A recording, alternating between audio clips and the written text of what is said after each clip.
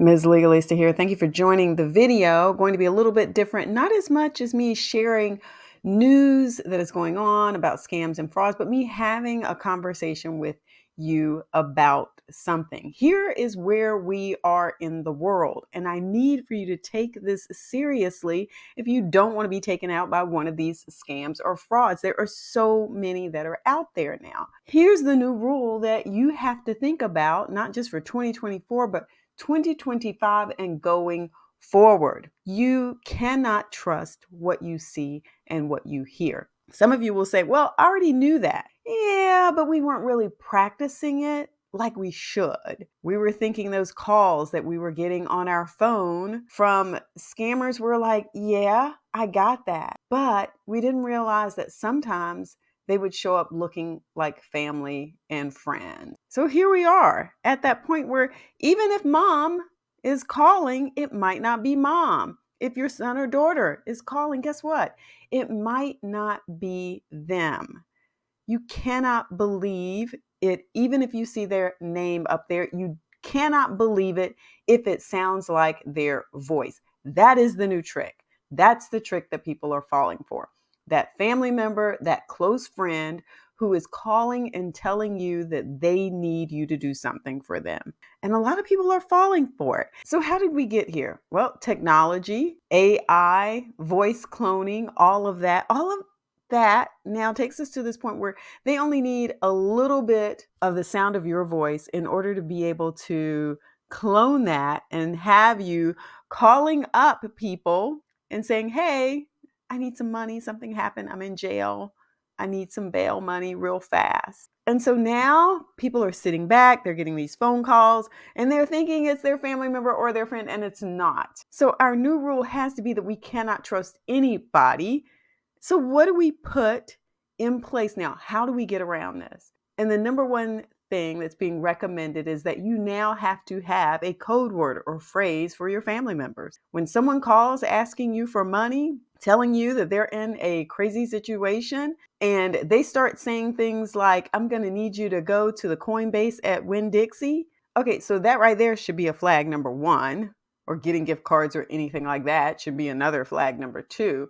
But typically, it's made to sound like it's something that's urgent coming from a close family member or close friend. And the other piece is it's all about the money. It is all about the money. So the only way to really be able to test that person who's on the phone is to have a code phrase, a family word that you're going to use, or ask questions like, okay, so great. Where did we have the family reunion last year? Something that's not going to be on social media. Hopefully, maybe, I don't know, maybe your family reunion was up there. Like most of us, we probably did share a family reunion, but maybe we didn't share where it was. But that family member on the other end of the phone should know, and should know who the MC was, should know, if there were any issues. Ask about something really personal that is not going to be on your social media account, that nobody can go do a Google search of and find. And it's unfortunate that that's where we are now, but it is where we are now.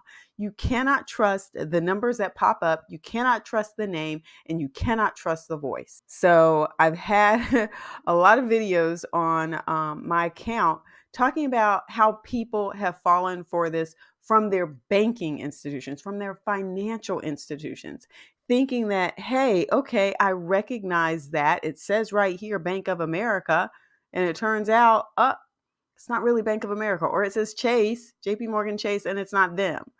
Well, that's an easy spoof. That's called spoofing.